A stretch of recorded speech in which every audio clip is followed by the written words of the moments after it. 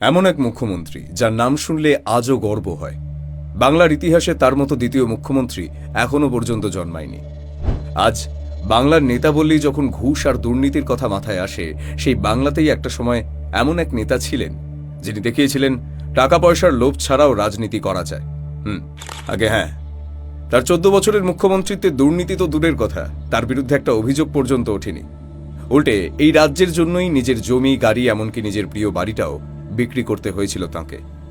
শিক্ষা, স্বাস্থ্য থেকে চাকরি, তার আমলে সবেতেই নাম্বার 1 ছিল বাংলা। তিনি বাংলার সর্বকালের সেরা মুখ্যমন্ত্রী, ডাক্তার বিধানচন্দ্র রায়। মোট 14 বছর 159 দিন বাংলার মুখ্যমন্ত্রী ছিলেন তিনি। আর এই 14 বছরেই তিনি নিজের হাতে এই বাংলাকে বানিয়েছিলেন সোনার বাংলা। বাংলার জন্য উনি যা যা করে গেছেন সেটা নিয়ে আজ ওনার মৃত্যুর 64 বছর পরও কথা হয়। গত 50 বছরে বহু সরকার বদলেছে, দল বদলেছে, মুখ্যমন্ত্রী বদলেছে, কিন্তু আজও বিধানবাবুর জায়গা নিতে পারেনি কেউ। কিন্তু কেন? আজকের এই ভিডিওতে আমরা খুঁজব এমন 3টি প্রশ্নের উত্তর যা চমকে দেবে আপনাকে। যে মানুষটা এশিয়ার সবচেয়ে বড় নামকরা ডাক্তার ছিলেন, যার চোখে রাজনীতি ছিল নিছকই নোংরা, তিনি নিজে সেই নোংরা কাদা জলে নামলেন কেন? আর একটা রাজ্যকে তিনি সোনার বাংলা বানালেন কিভাবে? আর এই ভিডিওর শেষে আপনার জন্য একটা প্রশ্ন থাকবে, ক্ষমতা কি সত্যি মানুষকে বদলে দেয়? এই শেষ প্রশ্নের উত্তরটা শোনার পর হয়তো আজ আপনি নিজের চোখের জল আটকে রাখতে পারবেন না। তাহলে চলুন ইতিহাসের পাতা উল্টে শুরু থেকেই শুরু করা যাক। এই বাংলার রূপকার যে মানুষটিকে বলা হয়, তার জন্ম কিন্তু এই বাংলায় হয়নি। 1882 সালের 1 জুলাই বিহারের পাটনার বাঁকিপুরে একটি বাঙালি পরিবারে জন্ম হয় তাঁর। বাবা প্রকাশচন্দ্র রায় ছিলেন একজন দাপুটে সরকারি অফিসার, তাই শৃঙ্খলা আর পরিশ্রম ছিল তাঁর রক্তে। কিন্তু তার এই পরিবারটা ছিল বড়ই অদ্ভুত। বাবার মাইনের একটা বড় অংশ চলে যেত গরিবদের সাহায্যে, আর মা অঘোর কামিনী দেবী রাস্তার অসুস্থ অনাথ মানুষদের তুলে এনে নিজের হাতে সেবা করতেন। ছোট্ট বিধান রোজ চোখের সামনে দেখত এই বাড়িতে নিজের জন্য কিচ্ছু জমানো হয় না, যা কিছু আছে সবই মানুষের সেবায় বিলিয়ে দেওয়া হয়। এই দৃশ্যটা ভালো করে নোট করে রাখুন, কারণ 80 বছর পরে এই ভিডিওর একদম শেষে এই দৃশ্যটাই আবার একবার ফিরে আসবে এমনভাবে যেটা আপনি স্বপ্নেও কল্পনা করতে পারবেন না। ওনার বয়স যখন 14 বছর, ওনার মা অঘোর কামিনী দেবী মারা গেলেন। বাবা আর বিয়ে করলেন না। ভাই বোনেরা নিজেরাই নিজেদের সামলাতে শিখে নিল। ওই অল্প বয়সেই ছেলেটা পেয়ে গেল জীবনের সবচেয়ে দামি শিক্ষা, সেলফ ডিসিপ্লিন। স্কুল কলেজের পড়াশোনা শেষ হলো পাটনাতেই। তারপর তার সামনে খুলে গেল দুটো দরজা, একদিকে শিবপুর ইঞ্জিনিয়ারিং কলেজ আর অন্যদিকে কলকাতার মেডিকেল কলেজ। স্বপ্ন ছিল ইঞ্জিনিয়ার হওয়ার, বড় বড় ইমারত গড়ার। দুটোতেই চান্স পেলেন, কিন্তু তিনি ইঞ্জিনিয়ারিং ছেড়ে বেছে নিলেন মেডিসিন। আর ভাগ্যের কি অদ্ভুত খেলা দেখুন, ইমারত গড়ার স্বপ্ন ছেড়ে যে মানুষটা ডাক্তারি বেছে নিলেন, তিনিই একদিন নিজের হাতে গড়লেন 5টা শহর। ইঞ্জিনিয়ার বিধান হয়তো কয়েকটা বিল্ডিং বানাতেন, ডাক্তার বিধান একটা গোটা রাজ্য বানালেন। কলকাতা মেডিকেল কলেজ থেকে ডাক্তারি পাশ করে 1909 সালে তিনি পাড়ি দিলেন লন্ডনে। পকেটে সামান্য টাকা আর দু চোখে একটাই স্বপ্ন, বিশ্ববিখ্যাত সেন্ট বার্থোলোমিউজ হাসপাতালে পড়বেন। আবেদন করলেন, রিজেক্ট হলো। কেন?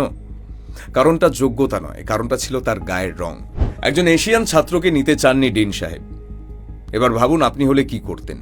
হয়তো অন্য কলেজ খুঁজতেন, কিন্তু বিধানচন্দ্র রায় সেটা করলেন না। তিনি আবার আবেদন করলেন, আবার রিজেক্ট হলো, আবার আবেদন করলেন, আবার রিজেক্ট হলো, আবারও আবেদন করলেন। একবার নয়, দুবার নয়, শোনা যায় এইভাবে প্রায় 30 বার আবেদন করেছিলেন তিনি। শেষমেশ ডিন সাহেব হার মানতে বাধ্য হলেন। ভাবলেন যে ছেলে 30 বার ফিরে আসতে পারে তাকে আটকানো বোধহয় ঈশ্বরের পক্ষেও সম্ভব নয়। ভর্তি নিলেন, আর এরপর যা হলো সেটা মেডিকেল ইতিহাসে আজও রেকর্ড হয়ে আছে।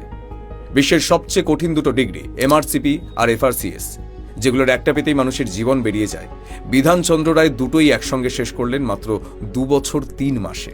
যে দেশে তাকে 30 বার ফিরিয়ে দিয়েছিল, সেই দেশই এবার তাকে মাথায় তুলে নিল। ডাক্তার হিসেবে বিধানচন্দ্র রায় কেমন ছিলেন, তার ডাক্তারি জীবনের সমস্ত অদ্ভুত সব চমকে দেওয়া গল্প নিয়ে আমাদের চ্যানেলে অলরেডি একটি ভিডিও আছে, ডেসক্রিপশনে ভিডিও লিঙ্ক দিয়ে দিলাম। এই ভিডিওটা দেখা হয়ে গেলে ওটা অবশ্যই দেখবেন।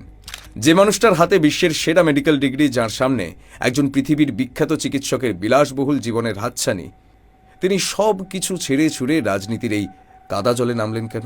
কিসের এত দায় পড়েছিল তার? এর উত্তরটা লুকিয়ে আছে তার রোগীদের মধ্যেই। সালটা 1911। লন্ডন থেকে ফিরে কলকাতা মেডিকেল কলেজে অধ্যাপক হিসেবে যোগ দিলেন ডাক্তার রায়। রোগী দেখতে দেখতে তিনি একটা কথা বুঝে গেলেন, তার কাছে যে রোগগুলো আসছে, কলেরা, টাইফয়েড, অপুষ্টি, এগুলোর আসল কারণ জীবাণু নয়, আসল কারণ হল দারিদ্র্য, নোংরা জল, খালি পেট আর পরাধীনতা। ওষুধ দিয়ে একজন রোগী সারানো যায়, কিন্তু একটা অসুস্থ সমাজকে সারাতে গেলে প্রেসক্রিপশন লিখতে হবে অন্য টেবিলে বসে, ক্ষমতার টেবিলে। আর ঠিক সেই সময় তিনি পেলেন তার রাজনীতির গুরুকে, বাংলার বাঘ স্যার আশুতোষ মুখোপাধ্যায়, যার কাছে তিনি শিখলেন ব্রিটিশের চোখে চোখ রেখে কিভাবে নিজের শর্তে কাজ আদায় করতে হয়। আর তার প্রথম লড়াইটা কোথায় শুরু হলো জানেন? না, কোনো রাজনৈতিক মঞ্চে নয়, একটা হাসপাতাল ওয়ার্ডে।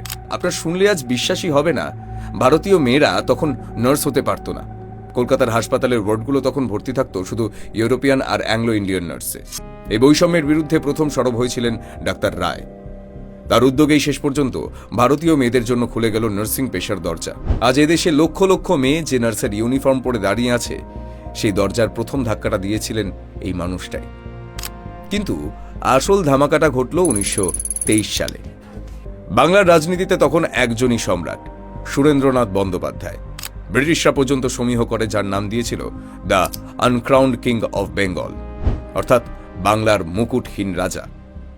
দীর্ঘ 50 বছরের তার রাজনৈতিক কেরিয়ার, আর ব্যারাকপুর কেন্দ্রে তার বিরুদ্ধে দাঁড়ালেন কে? একজন ডাক্তার, নির্দল প্রার্থী। না আছে দল, না আছে ফান্ড, না আছে অভিজ্ঞতা। সবাই হাসল, বলল ডাক্তারবাবু রোগী দেখুন, এটা তো হচ্ছে হাতির সঙ্গে পিঁপড়ের লড়াই। রেজাল্ট বেরোলো, দেখা গেল পিঁপড়ে জিতে গেছে, তাও আবার 3000 ভোটে। বাংলার মুকুটহীন রাজা হেরে গেলেন রাজনীতিতে আনকোরা এক ডাক্তারের কাছে। রাতারাতি জনপ্রিয় হয়ে গেলেন বিধানচন্দ্র রায়। এরপর আইন পরিষদে বসে শিক্ষা, কৃষি, সমাজ সংস্কার সর্বত্র ছাপ ফেলতে শুরু করলেন। স্বপ্ন দেখতে শুরু করলেন নতুন রাস্তা, নতুন সেতু, এক আধুনিক কলকাতার। 1928 সালে তিনি যোগ দিলেন কংগ্রেসে, আর 1931-এ এলো সেই গোল্ডেন মুহূর্ত। কলকাতা কর্পোরেশনের মেয়র নির্বাচনে তার নাম প্রস্তাব করলেন স্বয়ং নেতাজি সুভাষচন্দ্র বসু। আর কলকাতা পেল এক নতুন মেয়র, যিনি বাংলায় নিয়ে এলেন বিপ্লব। কর্পোরেশনের চাকরিতে তখন রমরমিয়ে চলত নেতাদের সুপারিশ আর স্বজন পোষণ। ডাক্তার রায় এক ঝটকায় সব বন্ধ করে দিলেন। চালু করলেন নতুন নিয়ম। চাকরি পেতে গেলে নেতার চিঠি নয়, দিতে হবে পরীক্ষা। শোনা যায় তার ভয়ে তখন নাকি সরকারি কর্মীদের কাজের গতি রাতারাতি কয়েক গুণ বেড়ে গিয়েছিল। একবার ভাবুন, চাকরি দেওয়ার ক্ষমতা হাতে পেয়ে সেই মানুষটা প্রথমেই কি করলেন? সেই ক্ষমতাকেই ছুঁড়ে ফেলে দিলেন। আর আজ সেই একই বাংলায় চাকরির পরীক্ষা খাতা শেষ পর্যন্ত কোথায় গিয়ে পৌঁছয় সেটা নতুন করে নিশ্চয়ই বলার দরকার নেই। আর এসব তো ছিল সবে ট্রেলার, কারণ ইতিহাস তার জন্য তুলে রেখেছিল সবচেয়ে কঠিন এক পরীক্ষা। কিন্তু সেই পরীক্ষার আগে ডাক্তার রায়কে মুখোমুখি হতে হয়েছিল এমন এক রোগীর সঙ্গে যাকে গোটা ব্রিটিশ সাম্রাজ্য নাড়াতে পারেনি। একবার গান্ধীজি গুরুতর অসুস্থ, কিন্তু কিছুতেই তিনি ওষুধ খাবেন না। বললেন, এ ওষুধ আমার দেশে তৈরি না। 40 কোটি ভারতীয় যে দেশে চিকিৎসা পায় না, আমি কেন ওষুধ নেব? বিধানচন্দ্র রায় উত্তর দিলেন, আমি মোহনদাস গান্ধীর চিকিৎসা করতে আসিনি, আমি এসেছি সেই মানুষটাকে বাঁচাতে যার শরীরে 40 কোটি ভারতীয়র প্রাণ বাঁধা আছে। গান্ধীজি সেদিন ওষুধ খেয়েছিলেন আর বলেছিলেন, ডাক্তার হয়ে তুমি উকিলের মতো কথা বলছো যে। এইভাবেই ধীরে ধীরে বিধানচন্দ্র রায় হয়ে উঠেছিলেন মহাত্মা গান্ধীর ভরসা, গান্ধীজির ব্যক্তিগত চিকিৎসক এবং বন্ধু। আর এই বন্ধুত্বটাই কয়েক বছর পর বদলে দিল এই বাংলার ভাগ্য। কিভাবে বলছি। সাল 1947, দেশ স্বাধীন হলো, কিন্তু দেশভাগ বাংলাকে দুটুকরো করে কেটে দিয়েছে। 1943-এর দুর্ভিক্ষে তখন লক্ষ লক্ষ মানুষ না খেতে পেয়ে মারা গেছে। 1946-এর দাঙ্গা ভেঙে দিয়েছে আমাদের রাজ্যের অর্থনীতির মেরুদণ্ড। মানুষের কাছে খাবার নেই, কাপড় নেই, কাজ নেই। তার উপর বাংলা থেকে দিন দিন পিলপিল করে ঢুকছে সর্বহারা উদ্বাস্তুর দল। বাংলা তখন রীতিমতো একটা শ্মশান, আর এই শ্মশানের দায়িত্ব নিতে চাইছে না কেউই। ঠিক তখন কংগ্রেস হাইকমান্ড থেকে প্রস্তাব এলো, ডাক্তার রায় আপনি মুখ্যমন্ত্রী হন। আর তিনি কি বললেন জানেন? না। যে চেয়ারের জন্য আজ নেতারা যা খুশি করতে রাজি, সেই চেয়ার তিনি হাসি মুখে ফিরিয়ে দিলেন। বললেন, আমি ডাক্তার, রোগী দেখেই আমি সমাজসেবা করব। তখন এগিয়ে এলেন সেই বন্ধু মহাত্মা গান্ধী।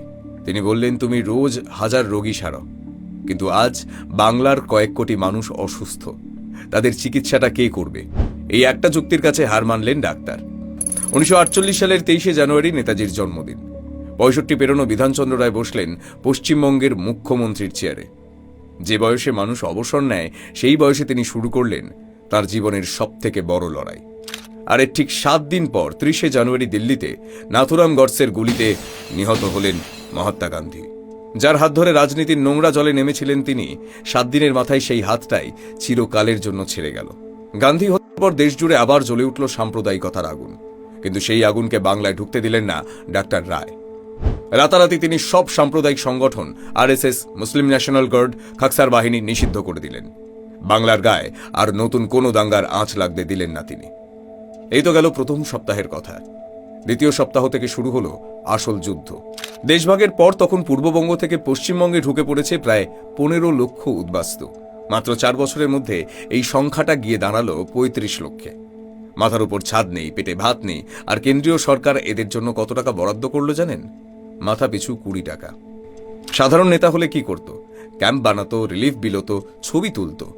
কিন্তু এই উদ্বাস্তুদের জন্য বিধানবাবু চালু করলেন ভারতের প্রথম আবাসন প্রকল্প। ইউরোপের মতো কাঠের তৈরি 16 ফুট বাই 11 ফুটের 500টি ঘর বানানোর ব্যবস্থা করলেন তিনি। দায়িত্ব দিলেন এক সুইডিশ কোম্পানিকে। শুধু ঘর নয়, কাজও তো লাগবে, তাই 3 হাওড়ার বন্ধ চটকল খুলে দিলেন। কাজ ফিরে পেল প্রায় 20,000 শ্রমিক। কলকাতায় প্রথম নামল সরকারি বাস। চাষিদের জন্য এলো ময়ূরাক্ষী প্রকল্প। তৈরি হলো কানাডাবাদ। বীরভূম, বর্ধমান, মুর্শিদাবাদের মাঠে লাগলো সবুজের ছোঁয়া। দুর্গাপুরে বসল বিদ্যুৎ কেন্দ্র। আর সবচেয়ে অবাক করা ব্যাপার কি জানেন? এই সমস্ত কিছুই তিনি করলেন মুখ্যমন্ত্রী হওয়ার মাত্র 1 বছরের মধ্যেই। কিন্তু কয়েক লক্ষ উদ্বাস্তু মানুষের চাপ কি এত সহজে কমানো যায়? দেশ জুড়ে শুরু হলো তীব্র চালের সংকট। প্রধানমন্ত্রী জওহরলাল নেহরু স্পষ্ট জানিয়ে দিলেন, কয়েক মাস পশ্চিমবঙ্গকে কোনো চাল দেওয়া যাবে না। চালের বদলে গম দিয়েই কাজ চালাতে হবে। এটা কি মানা যায়? বিধান রায় কি করলেন? আগে একটা সমীক্ষা করলেন। বাংলায় কতজন পরিবারের প্রধান খাবার ভাত আর কতজন পরিবারের রুটি। তারপর সেই রিপোর্ট পাঠালেন দিল্লিতে। সঙ্গে নেহরুকে লিখলেন একটি ঐতিহাসিক চিঠি, যার মর্মার্থ ছিল, বাংলায় যারা রুটি খায় তাদের দায়িত্ব আপনার, আর যারা ভাত খায় তাদের দায়িত্ব আমার।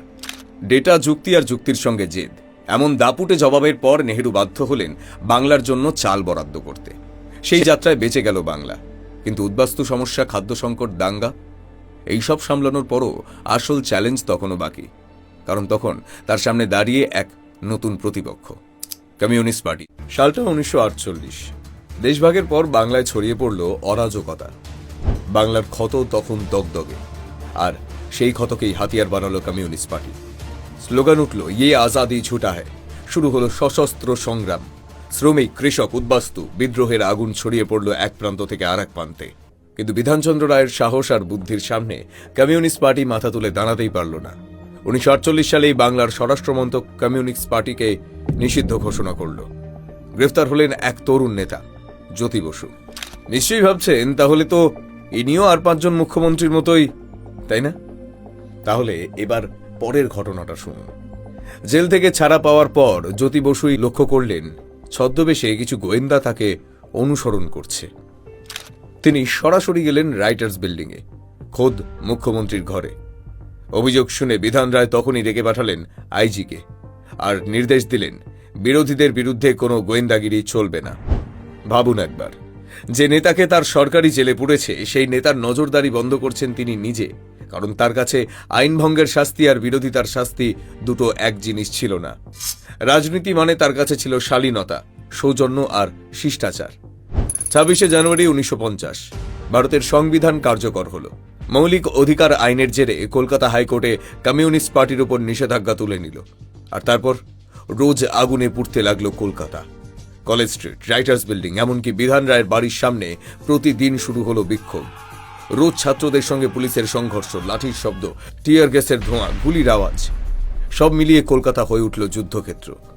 অন্যদিকে কলকাতা শহরের অলিতে গলিতে তখন দাবিয়ে বেড়াচ্ছে নানান মস্তানদের দল। রাজনীতি, আন্দোলন আর অরাজকতা সব একসঙ্গে গিলে খাচ্ছিল শহরটাকে। কিন্তু এই ভয়ঙ্কর প্রতিকূলতার মাঝেও বিধানচন্দ্র রায় ছিলেন অটল। দিনে 15 থেকে 16 ঘন্টা কাজ করতেন নিরবিচ্ছিন্নভাবে। চোখে ক্লান্তি নেই, মনে বিরক্ত নেই। বাড়ি হোক বা রাইটার্স বিল্ডিং, লক্ষ্য তার একটাই, কাজ, কাজ আর কাজ। ঝাড়ুদার ঝাঁট দিতে আসার আগে তিনি অফিসে ঢুকতেন, আর বাড়ি ফিরতেন সবার শেষে। আর এই মানুষটার ভেতরেই ছিল আরেকটি চেহারা। একদিকে ইস্পাত কঠিন প্রশাসক, অন্যদিকে এমন রসিক উদার হৃদয় যার সামনে শত্রুও মাথা নোয়াতে বাধ্য। কিন্তু সৌজন্য দিয়ে তো আর রাজ্য করা যায় না, রাজ্য করতে লাগে ইস্পাত। আর সেই ইস্পাতের জন্যই তিনি লড়েছিলেন তার জীবনের সেরা লড়াই। আর শুরুটা হয়েছিল দুর্গাপুর থেকে। স্বাধীনতার পর প্রধানমন্ত্রী নেহেরু ঘোষণা করলেন ভারতে তৈরি হবে 8টি নতুন ইস্পাত কারখানা। লিস্ট বেরোলো, আর সেই লিস্টে পশ্চিমবঙ্গের নাম নেই। শুনেই তেলেবেগুনে জ্বলে উঠলেন বিধান রায়। তিনি দাবি করলেন দুর্গাপুরে ইস্পাত কারখানা চাই, বাংলাকে বাদ দিয়ে ভারতের শিল্পায়ন অসম্পূর্ণ। দিল্লি যুক্তি দিল, দুর্গাপুর চীন সীমান্তের কাছে, যুদ্ধ হলে প্রথমেই শত্রুর নিশানায় পড়বে এই দুর্গাপুর। ডাক্তার রায় গর্জে উঠলেন, যুদ্ধের ভয় বাংলার উন্নয়ন থেমে থাকবে না, বাংলার প্রাপ্য আমি নিয়েই ছাড়ব। শুরু হলো অদম্য লড়াই। বিভিন্ন পত্রপত্রিকায় আগুনের মতো ছড়িয়ে পড়ল দাবি, দুর্গাপুরে ইস্পাত কারখানা চাই। রাজ্যবাসীও একসঙ্গে গর্জে উঠল এই দাবিতে। এমন সময় ঘটল এক অপ্রত্যাশিত ঘটনা। দিল্লির এক বৈঠকে হঠাৎ গুরুতর অসুস্থ হয়ে পড়লেন কেন্দ্রের শিল্পমন্ত্রী নিত্যানন্দ কানুনগ। বিদেশে চিকিৎসা করিয়েও কোনো লাভ হলো না। ডাক্তাররাও হাল ছেড়ে দিলেন। তখন এগিয়ে এলেন ডাক্তার রায়, আর শোনা যায় তার চিকিৎসাতেই প্রায় অলৌকিকভাবে প্রাণ ফিরে পেলেন কানুনগো সাহেব। কৃতজ্ঞ হয়ে নিত্যানন্দবাবু ডাক্তার রায়কে বললেন, এই চিকিৎসার ফি তোমাকে নিতেই হবে। বিধান রায় হেসে উত্তর দিলেন, ফি নেব, তবে টাকায় নয়, আমাকে দুর্গাপুরের ইস্পাত নগরীর অনুমোদন দিন। ভাবা যায়, পৃথিবীর ইতিহাসে এত দামি ডাক্তারি ফি বোধ হয় আর কেউ নেয়নি। আজ তো একটা শহর, আর সেই ফির বিনিময়ে জন্ম নিল দুর্গাপুর ইস্পাত নগরী, যা আজও গোটা বাংলার শিল্পের প্রাণকেন্দ্র। তারপর একে একে দুর্গাপুর কেমিক্যালস, এমএএমসি, তাপবিদ্যুৎ কেন্দ্র, রূপনারায়ণপুরে হিন্দুস্তান কেবলস, এইসব তার হাতেই গড়া। আসানসোল দুর্গাপুরকে তিনি বলতেন বাংলার রার, জার্মানির সেই শিল্পাঞ্চলের মতো, যেটা একটা গোটা দেশের ইঞ্জিন। চিত্তরঞ্জন গড়লেন রেল ইঞ্জিন কারখানা। আসানসোলে ভারতের প্রথম সাইকেল কারখানা। কলকাতা থেকে দুর্গাপুর রেলপথ, জাতীয় সড়ক, এমনকি গ্যাস পাইপলাইন পর্যন্ত। ধীরে ধীরে শিল্পনগরী হয়ে উঠল দুর্গাপুর। ধুধু রুক্ষ একটা প্রান্ত কয়েক বছরে হয়ে উঠল বাংলার শিল্পের হৃৎপিণ্ড। কিন্তু লোহার শহর গড়েই থামলেন না তিনি। এবার ডাক্তার রায়ের নজর পড়ল নদিয়ায়। জন্ম নিল এক স্বপ্নের শহর, কল্যাণী। নদিয়ায় কল্যাণী ছিল ডাক্তার বিধানচন্দ্র রায়ের মানস কন্যা। কিন্তু শহরটার নাম কল্যাণী কেন জানেন? অনেকেই বলেন ডাক্তার নীলরতন সরকারের মেয়ে কল্যাণীর সঙ্গে প্রেমে বাধা পেয়েই তিনি বিধান রায়ের প্রেমিকার নামে কল্যাণী শহর বানিয়েছিলেন। সত্যি না কিংবদন্তি? এই প্রেম কাহিনী নিয়ে আমাদের চ্যানেলে আলাদা একটা ডিটেইল ভিডিও আছে, ডেসক্রিপশনে লিংক দিলাম, অবশ্যই দেখবেন। কলকাতার উপর চাপ কমাতে এরপর তিনি একে একে গড়ে তুললেন 5টি নতুন শহর, দুর্গাপুর, কল্যাণী, অশোকনগর, হাবড়া, আর কলকাতার পাশের নোনা জলভূমি বুঝিয়ে সল্ট লেক, যার পোশাকি নাম আজও তারই নামে, বিধাননগর। আজ একটা ফ্লাইওভার বানাতে সরকারের 10 বছর লেগে যায়, আর এই মানুষটা 14 বছরে বানিয়েছিলেন 5টা শহর। ভাবতে পারছেন? বিধান রায়ের কাছে উন্নয়ন ব্যাপারটা ছিল চেন রিঅ্যাকশনের মতো। একটা সমস্যার সমাধান করতে গিয়ে তিনি দেখতে পেতেন পরের সমস্যাটা, আর ঠিক এভাবেই একটার পর একটা ডমিনো ফেলে তিনি সাজিয়ে ফেললেন গোটা বাংলাকে। কিভাবে? দুর্গাপুরে কারখানা তো হলো, প্রশ্ন উঠল এই কারখানা চালাবে কে? বিদেশ থেকে ইঞ্জিনিয়ার ভাড়া করে আনলে দেশ তো কোনোদিন নিজের পায়ে দাঁড়াবে না, তাই নিজেদের ইঞ্জিনিয়ার চাই। আর সেই ভাবনা থেকেই খড়গপুরে একটা পরিত্যক্ত বন্দি শিবিরের জমিতে জন্ম নিল স্বাধীন ভারতের প্রথম আইআইটি। দৃশ্যটা জাস্ট একবার কল্পনা করুন। যে মাটিতে ব্রিটিশরা বিপ্লবীদের শেকল পরাতো, সেই মাটিতেই তৈরি হলো ভারতের মেধার সবচেয়ে বড় কারখানা। এর চেয়ে বড় পোয়েটিক জাস্টিস আর কি হতে পারে? তিনি জানতেন শুধু একটা আইআইটি দিয়ে জাতি গড়া যায় না, শিক্ষা পৌঁছতে হবে জেলায় জেলায়। তাই আইআইটির পিছু পিছু এলো এক এক করে 4টে বিশ্ববিদ্যালয়, রবীন্দ্রভারতী, বর্ধমান, উত্তরবঙ্গ, কল্যাণী। শিক্ষিত মানুষটা যদি সুস্থই না থাকে, তাহলে এই ডিগ্রি দিয়ে কি হবে? শুরু হলো হাসপাতাল বানানোর কাজ। চিত্তরঞ্জন ক্যান্সার হাসপাতাল, চিত্তরঞ্জন সেবা সদন, কমলা নেহেরু হাসপাতাল, যাদবপুরে টিবি হাসপাতাল, আর পোলিও আক্রান্ত শিশুদের জন্য বেলেঘাটায় আলাদা হাসপাতাল। আর এখানেই তার ডাক্তারি চোখ ধরে ফেললো আসল সমস্যাটা ঠিক কোথায়। আসলে এই সব হাসপাতালগুলো তো সব শহরে, আর বাংলার আসল রোগী তো থাকে গ্রামে। এর সমাধানের জন্য প্রতিটা থানায় বানানো হলো একটা করে প্রাথমিক স্বাস্থ্য কেন্দ্র, যাতে গ্রামের একটা মানুষও বিনা চিকিৎসায় না মরে। কিন্তু কারখানা থেকে গ্রাম, সবকিছু চলবে কিসে? বিদ্যুতে। আর বিদ্যুতের রাস্তায় পাহাড়ের মতো দাঁড়িয়েছিল একটা নদী, দামোদর, যাকে বলা হতো বাংলার দুঃখ। প্রতি বছর বন্যায় ভেসে যেত ফসল, ঘরবাড়ি, হাজারো প্রাণ। বিধান রায় এই অভিশাপের সমাধান খুঁজলেন 7 সমুদ্র পারে আমেরিকার বিখ্যাত টেনেসি ভ্যালির মডেলে। সেই ধাঁচেই গড়লেন ডিভিসি। মাইথান তিলাইয়ায় উঠল বিশাল জলাধার। সেই নদী এবার কারখানার চাকা ঘোরাতে লাগলো। অভিশাপ হয়ে গেল আশীর্বাদ। আর সেই বিদ্যুৎ ঘরে ঘরে পৌঁছে দিতে তৈরি হলো ওয়েস্ট বেঙ্গল ইলেকট্রিসিটি বোর্ড। বিদ্যুৎ এলো, কারখানা ঘুরল, এবার মানুষ ছুটবে কাজে। কিন্তু যাবে কিভাবে? রাস্তায় নামলো সরকারি বাস, ডাবল ডেকার, রাজ্য পরিবহন নিগম। তবে এখানেই তিনি দেখালেন তার সবচেয়ে অবিশ্বাস্য দূরদৃষ্টিতা। তিনি বহুদিন আগেই বুঝে গিয়েছিলেন একদিন কলকাতার রাস্তায় আর জায়গা হবে না। তখন এই শহরটাকে ছুটতে হবে মাটির নিচ দিয়ে। 1961 সালে প্যারিসের মেট্রো থেকে বিশেষজ্ঞ এনে দাঁড় করালেন কলকাতা মেট্রোর পরিকল্পনা। আর তার ঠিক 23 বছর পর 1984-তে ভারতের প্রথম মেট্রো ছুটল কলকাতায়। মাটির নিচে রেল হলো, এবার চোখ গেল আকাশে। এয়ারওয়েজ ইন্ডিয়ার প্রথম চেয়ারম্যান হয়ে চালু করলেন কলকাতা গুয়াহাটি বিমান পরিষেবা। কিন্তু প্লেন তো উড়ল সারা বেঁকে। দমদমে খুললেন এয়ার টেকনিক্যাল স্কুল। শত শত বেকার বাঙালি যুবক শিখল বিমান সারাইয়ের কাজ। আকাশ হলো, বাকি রইল সমুদ্র। বিদেশি জাহাজ ভেড়ানোর জন্য ভাবলেন হলদিয়া বন্দরের কথা, সঙ্গে বাংলার নিজস্ব তেল শোধনাগারের পরিকল্পনা। আর সমুদ্রের দিকে তাকিয়েই তার মাথায় এলো আর একটা প্রশ্ন, পুকুর, বিল, নদীর মাছে কি চিরকাল বাঙালির পাত ভরবে? না, তাই ডেনমার্ক থেকে আনালেন গভীর সমুদ্রে মাছ ধরার প্রযুক্তি। বঙ্গোপসাগরে নামল ট্রলার। আজ আমাদের বাজারে যে সামুদ্রিক মাছ ঢোকে তার শুরুটা হয়েছিল ওইখান থেকে। এখন প্রশ্ন হলো, এই এত আইডিয়া পেতেন কোথা থেকে? আর মজার ব্যাপার হলো, এর পেছনেও আছে আর একটা গল্প। 1952 সালে চোখের অপারেশন করাতে তিনি গিয়েছিলেন ইউরোপ। রোগী হয়ে তিনি গেলেন আর 2.5 মাস ইউরোপ আমেরিকা চষে ফিরলেন, এক মাথা ভর্তি স্বপ্ন নিয়ে। কয়লা থেকে পিচ, অ্যান্টিবায়োটিকের কারখানা, এমনকি নর্দমার বর্জ্য থেকে গ্যাস তৈরির প্রযুক্তি। যেখানে যা দেখলেন মনে মনে বসিয়ে ফেললেন বাংলার ম্যাপে। চোখটাও সারালেন আর বাংলাকেও দেখার দৃষ্টিটাও বদলে ফেললেন। পেট ভরল, কাজ হলো, কিন্তু মানুষের মনের খোরাক সেটাও বাদ দিলেন না। 1954 দার্জিলিংয়ে গড়লেন হিমালয়ান মাউন্টেনিয়ারিং ইনস্টিটিউট। পাহাড়ের পর্যটনকে দিলেন নতুন প্রাণ। পাহাড় হলে সমুদ্র বাদ যায় কেন? দীঘাকে সাজিয়ে বানালেন বাংলার প্রথম আধুনিক সমুদ্র পর্যটন কেন্দ্র। আজও বাঙালির দীপুদার দুটো অক্ষর তারই হাতে গড়া। শিল্প থেকে শিক্ষা, পাহাড় থেকে সমুদ্র, মাটির নিচে মেট্রো থেকে আকাশের প্লেন, সব হলো। কিন্তু এতক্ষণে নিশ্চয়ই আপনার মাথায় একটাই প্রশ্ন ঘুরছে, এই পাহাড় প্রমাণ উন্নয়নের টাকাটা এলো কোত্থেকে? আর এর উত্তরটা শুনলে চমকে উঠবেন আপনি। ডাক্তার হিসেবে বিধান রায়ের রোজগার ছিল মাসে হাজার হাজার টাকা। সেই আমলে এক একটা ভিজিটের ফিতেই সাধারণ মানুষের মাসের সংসার চলে যেত। এই সোনার প্র্যাকটিস তিনি ছেড়ে দিয়েছিলেন। আর মুখ্যমন্ত্রী হিসেবে তিনি নিতেন নামমাত্র বেতন। তার সেক্রেটারি শরৎ চক্রবর্তী লিখেছিলেন, প্রথম 2 বছর তিনি ঘরের খেয়ে বোনের মোষ তাড়িয়েছিলেন। তিনি নিজেই বলতেন, আমি গণতন্ত্র বুঝি না, সমাজতন্ত্র বুঝি না, আমি শুধু বুঝি সাধারণ মানুষকে আরো কত বেশি সুবিধে দেওয়া যায়। ভোরবেলা তার বাড়ির সামনে রোজ লাইন পড়ত। নেতা ঠিকাদারদের লাইন নয়, কিন্তু রোগীর লাইন। আগে হ্যাঁ, মুখ্যমন্ত্রী হয়েও বিধানচন্দ্র রায় ডাক্তারি ছাড়েননি। প্রতিদিন সকালে তিনি রোগী দেখতেন সম্পূর্ণ বিনামূল্যে। তার চেম্বারে একসময় শুধু বড় লোকেরা ফি দিয়ে দেখাতে পারত। মুখ্যমন্ত্রী হওয়ার পর সেই দরজা তিনি খুলে দিয়েছিলেন গরিবদের জন্য, সম্পূর্ণ বিনামূল্যে। আগে রোগী, তারপর রাজ্য। এই ছিল তার রুটিন, মৃত্যুর দিন সকাল পর্যন্ত।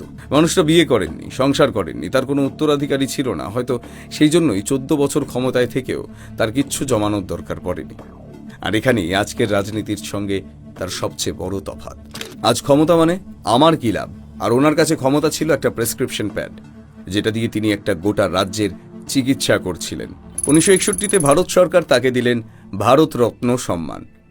আর সেই বছরই তিনি নামলেন তার শেষ বড় লড়াইয়ে। তিনি চেয়েছিলেন বাংলার কয়নাখলিগুলো থাকুক রাজ্যের হাতে।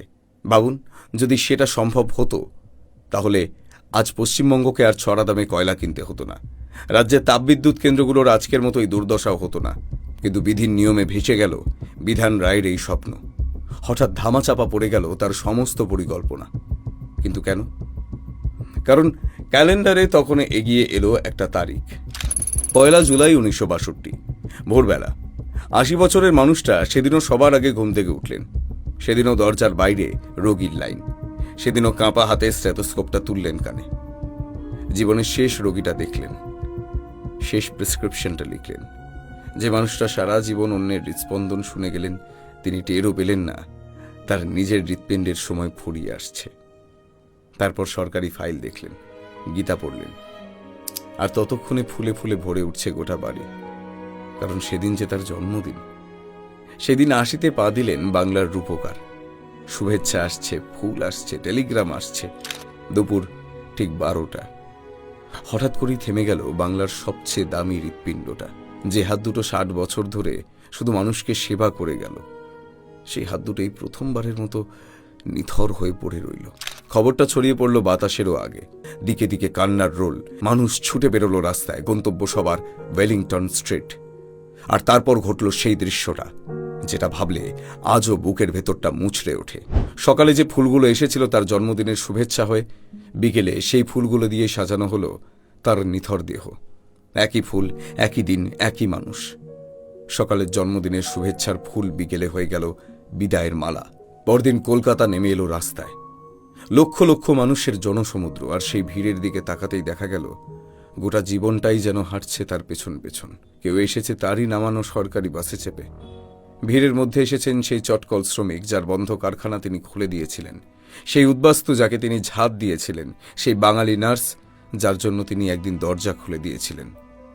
আজ তারা সবাই এসেছে। বাঙালি হারালো তার শ্রেষ্ঠ সন্তানকে, একজন ডাক্তার নয়, একজন মুখ্যমন্ত্রী নয়। বাংলা হারালো তার রূপকারকে। কিন্তু কেউ বিশ্বাসই করতে পারছে না বাংলার সেরা মুখ্যমন্ত্রী, বাংলার সবার প্রিয় সেই মানুষটা আজ আর নেই। হাজার হাজার মানুষকে কাঁদিয়ে বিদায় নিলেন ডক্টর বিধানচন্দ্র রায়। বাঙালির প্রাণপ্রিয় মুখ্যমন্ত্রীর মরদেহ পৌঁছল কেওড়াতলা মহাশ্মশানে। আর সেখানে অপেক্ষা করছিল নিয়তির শেষের পরিহাসটা। ওই শ্মশানের বৈদ্যুতিক চুল্লিটা কয়েক বছর আগে উদ্বোধন করেছিলেন তিনি নিজেই। সেদিন মুচকি হেসে তিনি বলেছিলেন, ওয়ে, আমাকে যদি পোড়াতে হয় এই চুল্লিতেই পুড়িও। ভাবুন একবার, নিজের শেষ ঠিকানাটাও তিনি নিজেই ঠিক করে গিয়েছিলেন। হাসতে হাসতে তার সেই অন্তিম ইচ্ছেটা পূরণ করা হলো। নিজের জন্মদিনেই নিজের ইচ্ছে মতো শেষ বিদায় নিলেন তিনি। ঠিক যেমন ভগবান বুদ্ধ নিজের জন্মদিনেই মহাপরিনির্বাণ লাভ করেছিলেন।